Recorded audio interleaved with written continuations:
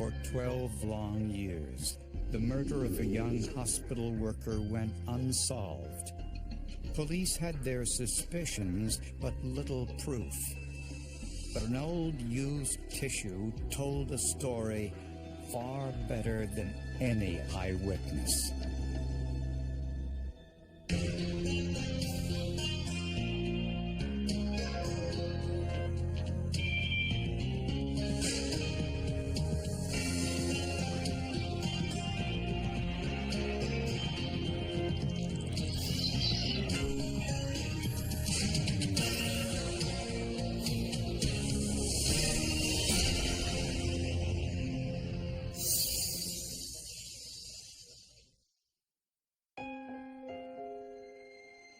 From the moment she was born, Laura Wynn was fighting the odds.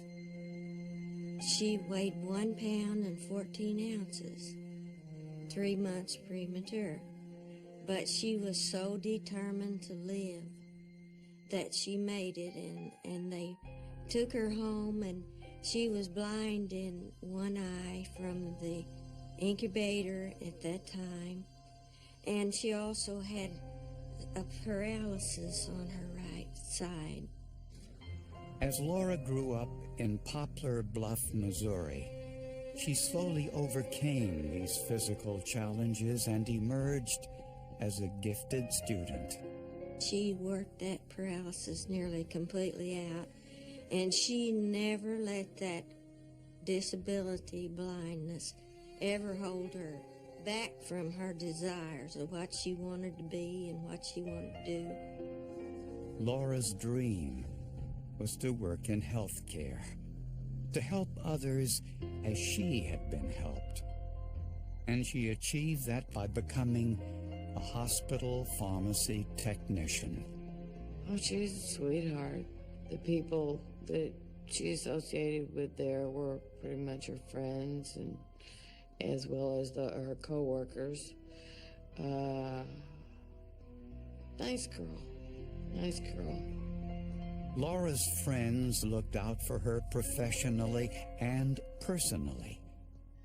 And when she didn't show up for work one morning, they called her mother. So her mother said, well, I'll go down and check and see, So the landlady opened the door and let her in. And when she went in, she found Laura. Laura had been murdered on her bed, strangled with her stocking. Laura's eyeglasses were on the living room couch. Without them, she was literally blind. It appeared she'd been attacked in her living room and murdered in her bedroom. This was a crime of power and control, and she was hit in the head on her blind side. At first, the motive appeared to be robbery. We discovered that there were several items missing from the apartment. Her purse, some of her underwear, some shoes, some clothing. But there was no sign of forced entry. Did that mean Laura knew her killer and let him in the apartment? In retracing Laura's steps on the night of her murder, investigators discovered that she left her job at the hospital around 6:30, then went to her usual hangout, a local bar, where she had a few drinks and talked with friends. Laura's neighbor recalled seeing her get out of her car and walk into her apartment around 11:15. And Laura's neighbor remembered something else. He said that a man walked up to Laura as she unlocked her apartment door and walked in with her. Well, he told me that the reason why he didn't call the police because he thought that maybe she was just sneaking a boyfriend in her apartment. But according to Laura's friends, she had no current boyfriend. The neighbor described the man as white, medium height, around 160 pounds. But he didn't see the man's face. Unfortunately, the description matched about half the population of Poplar Bluff, Missouri.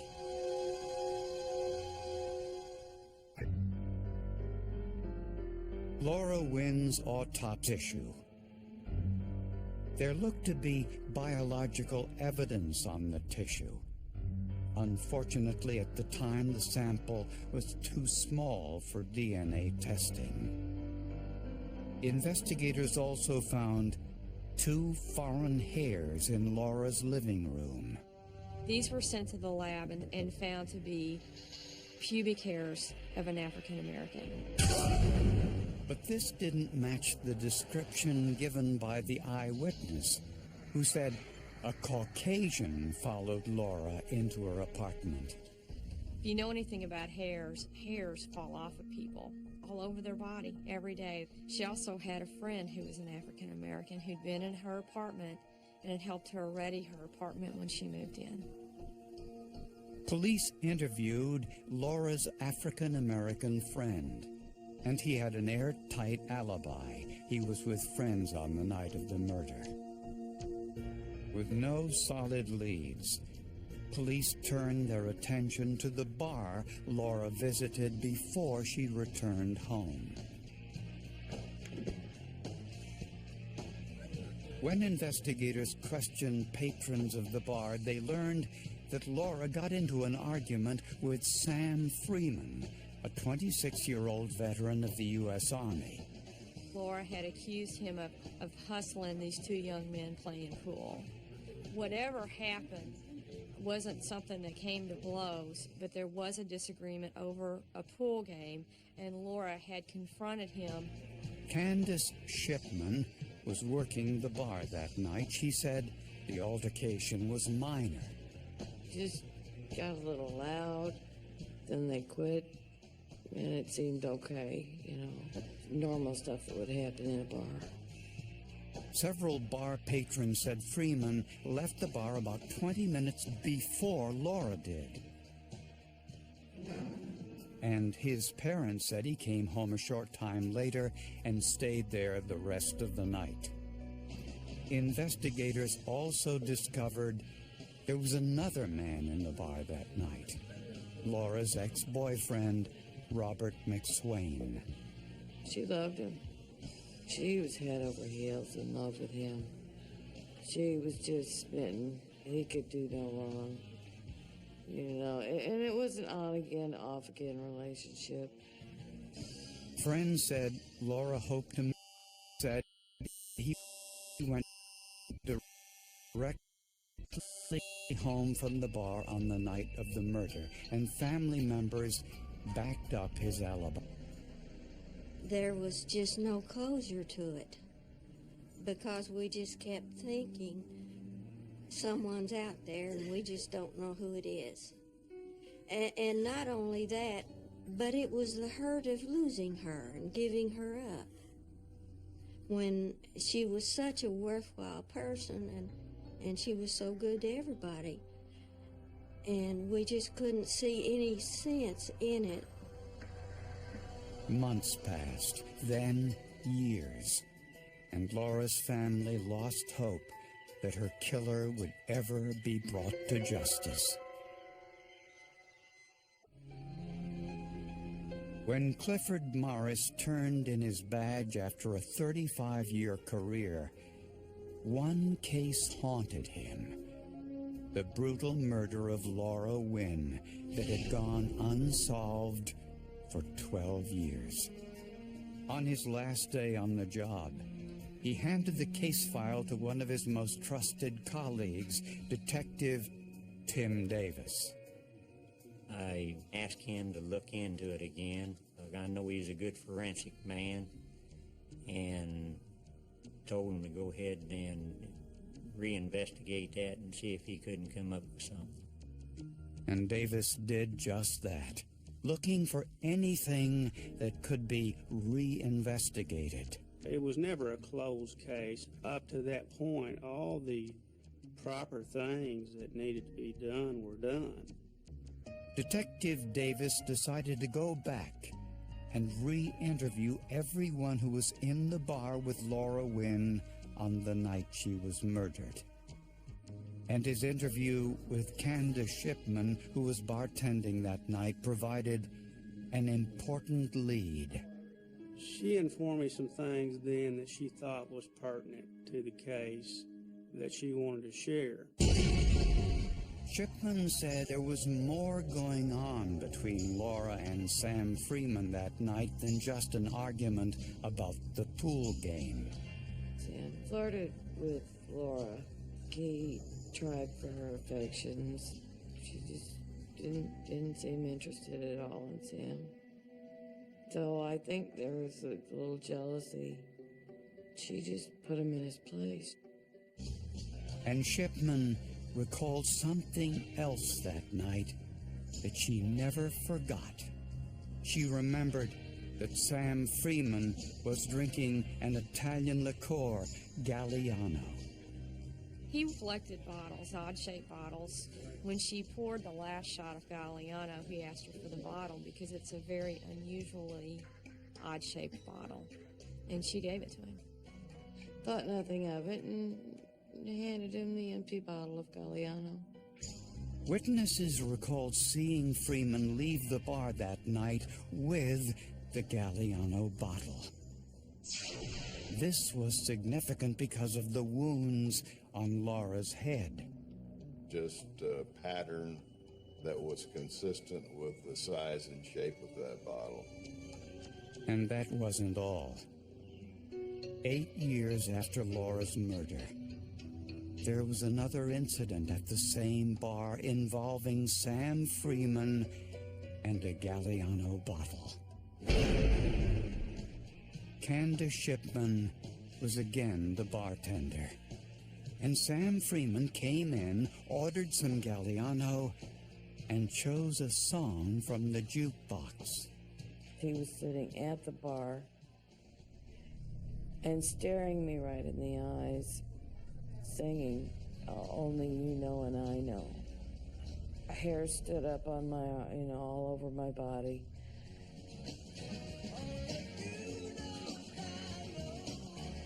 She was sure Freeman was trying to tell her something.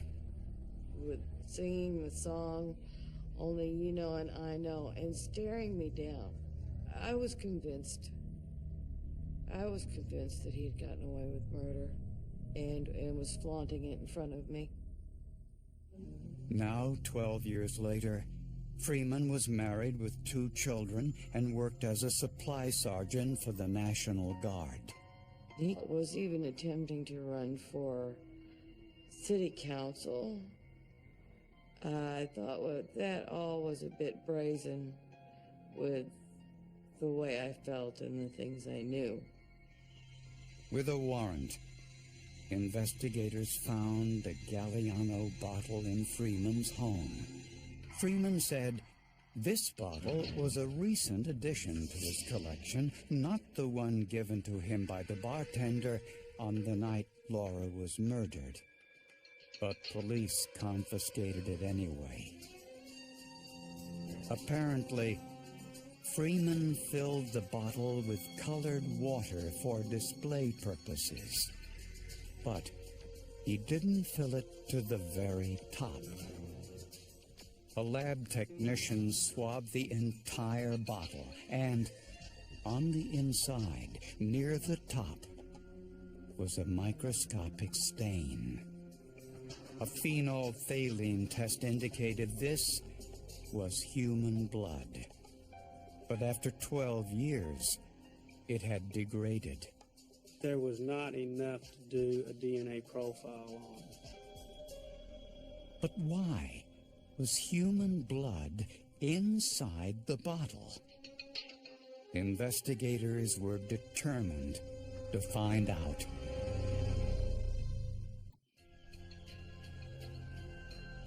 When human blood was discovered inside the Galliano bottle in Sam Freeman's apartment, investigators suspected he was responsible for Laura Wynn's murder. According to witnesses, Sam Freeman and Laura Wynn argued on the night of her murder. Laura accused Sam of hustling some young boys in a game of pool. Afterwards, Freeman had a few more drinks and asked the bartender if he could have the empty Galliano bottle for his collection. At 10:45, the bartender announced that it was the last call for drinks because the bar was closing at 11 p.m. According to witnesses, that's when Sam Freeman left the bar with the Galliano bottle, since he knew Laura would have to leave at closing time. Laura lived only a short distance from the bar, and when she got home around 11:15, prosecutors believe that it was Freeman who forced her inside and struck her in the head with the Galliano bottle. He then took her into the bedroom, assaulted her, then strangled her to death with her own stocking.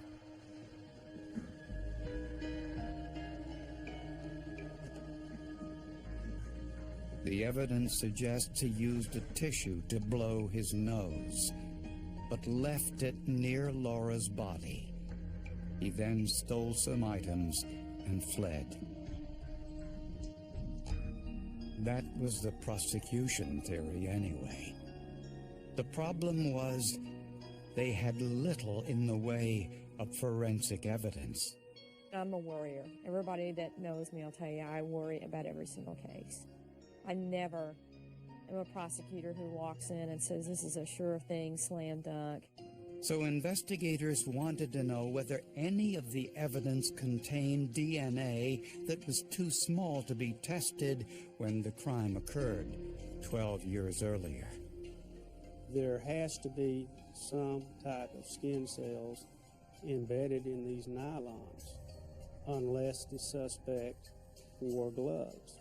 The knot was chosen as part of the DNA analysis because I thought that there could be a chance that he could have touched the knot while he was tying the knot. DNA specialist Jason Wyckoff swabbed the stocking, looking for any of those skin cells. The swabs were treated with a solvent to free possible DNA, and then replicated so the sample was large enough for DNA testing. Just as they suspected, they found a DNA sample. I noticed that the profile was characteristic of a mixture of at least two individuals, and the mixture had male and female gender characteristics. The female DNA was that of Laura Wynn. The source of the male's DNA was not yet known. Wyckoff analyzed the paper tissue found underneath Laura's body with an alternative light source, which revealed a bodily fluid, possibly mucus. He then cut a tiny piece of tissue and put it into a detergent that dissolved everything but the complex molecules. A PCR DNA analysis once again provided useful information. The majority of the DNA appeared to have male gender characteristics. The last step was to collect a DNA sample from Sam Freeman. When we first informed Mr. Freeman of why we were there and who we were, it was like at that instance he had just went into shock. I had a shocked look on his face. His demeanor totally changed. That I couldn't describe, only others maybe the face of fear. Before taking his DNA sample, investigators asked Freeman if he had ever been inside Laura Wynn's apartment. Did you ever date her? Had you ever had sex with her? Had you ever kissed her? Did you know where she lived? He stated no, no, no to all these questions. But the DNA from Sam Freeman's saliva sample matched the skin cells on the ligature and the mucus on the tissue. I would expect the profile from the tissue that had male gender characteristics to show up once in every 6.131 quadrillion people tested in the Caucasian population. The only way possible that Sam Freeman's DNA could have been at the scene in the home was the fact that Sam Freeman was there and was the killer. After 12 long years, in September of 2005, Sam Freeman was arrested and charged with Laura Wynn's murder.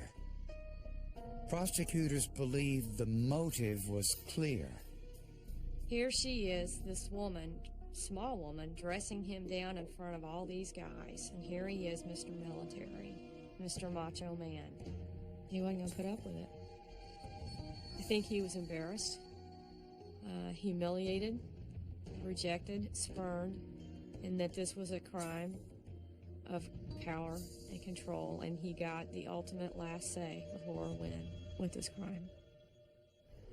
During the trial, Freeman's defense attorney pointed to the 2 foreign hairs in Laura's apartment as proof that someone else killed Laura, and also reminded the jury that the eyewitness's description didn't match Freeman either. I mean, they argued reasonable doubt, which was a smart argument to make. But prosecutors maintained that the DNA evidence was concrete proof. I think what happened here was that Sam Freeman didn't realize in 1992 he could leave a piece of himself at the scene other than semen, blood, or fingerprints. But he did. In September of 2006, the jury found Sam Freeman guilty of first-degree murder. He was sentenced to life in prison without parole. I want people to have hope and never give up. Never give up on justice, that someday it'll come about. If it had not been for the proper collection and preservation, it doesn't matter how much someone does 13, 14 years later in an investigation. If you don't have the evidence, you don't have a case.